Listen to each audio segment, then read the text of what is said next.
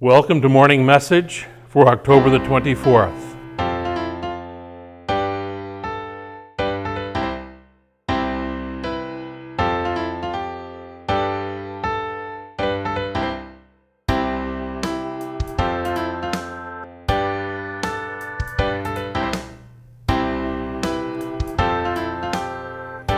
Many years ago, when I was still a theological student, I was asked and I agreed to be the chaplain for a week at one of our church camps. This one was at the Tangier Deanery Camp on the eastern shore of Nova Scotia. And one evening after dark, we were playing a game with the campers. I think the game we were playing was Cities. It's a game that involved some people hiding in the woods with flashlights and other people trying to find them with flashlights. And the people that are hiding are supposed to be kind of using their flashlight as a beacon so the others can actually find what city they're supposed to be. As we were playing this game, I noticed that some of the campers were walking off in a distance because they saw some lights there. And I knew there was no city. There was nobody there pretending to be a city. So I followed these kids just to make sure that they were safe. And at the next property, I don't remember what it was, but there was some sort of business. It might have been a place that made wood products. It might have been a mechanic. I don't know. I don't remember what it was. But as we approached to that place, we encountered a dog, and I would say the dog was probably about 4 feet tall. It had fangs that were like 4 inches long, and it snarled at us. Its eyes glowed red, and we were frightened, almost to the point where we couldn't do anything. But eventually I and those campers, maybe there was about 8 or 9 of them, ran back to the camp and to safety. And that night, around the campfire or whatever we were doing that night, the snacks, we told the story of this encounter with this gigantic beast at the property next door. And again, the next morning, we were telling the tale of this tremendous dog that had attacked us.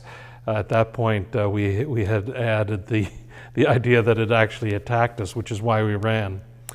And so some of the other campers who didn't believe our story decided to investigate after breakfast.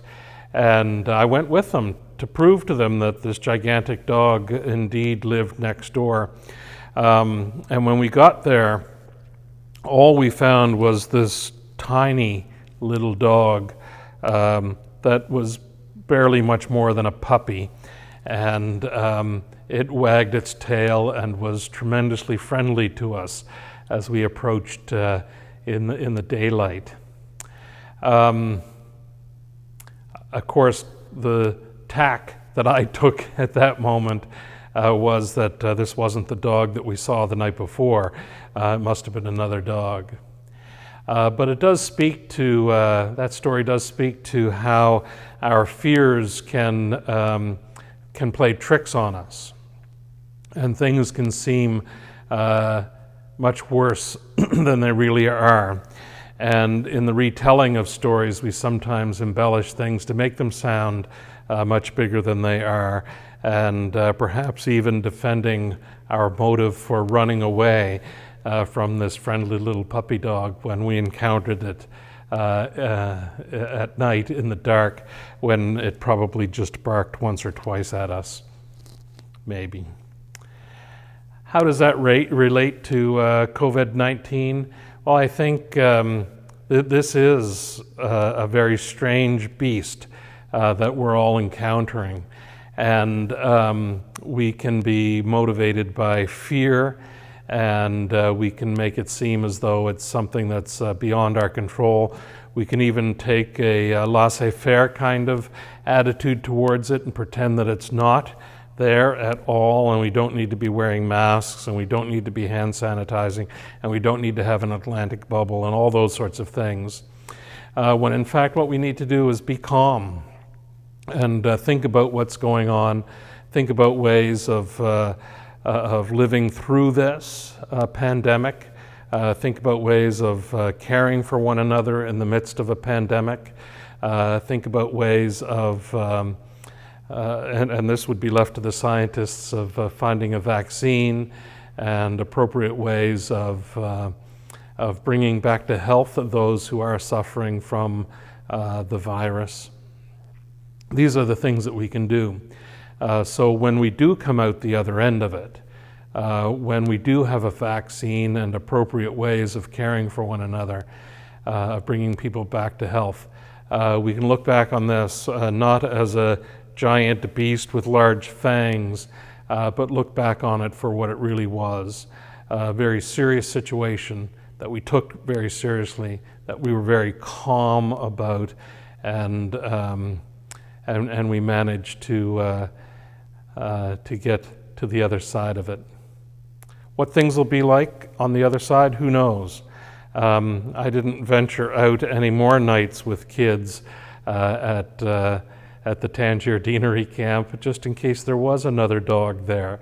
You don't put yourself in harm's way in that way.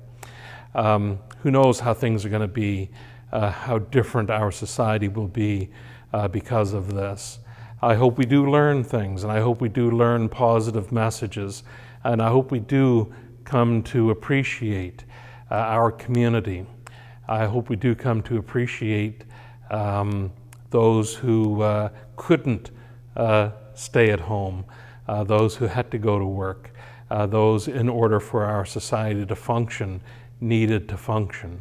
How appreciative and how appreciative we ought to be of those people, and how important it turns out they really are to the functioning of our society. So all that is just a reminder that we need to be calm in the midst of all this, find ways of being calm, and also to show our appreciation for one another in the midst of all this. God bless.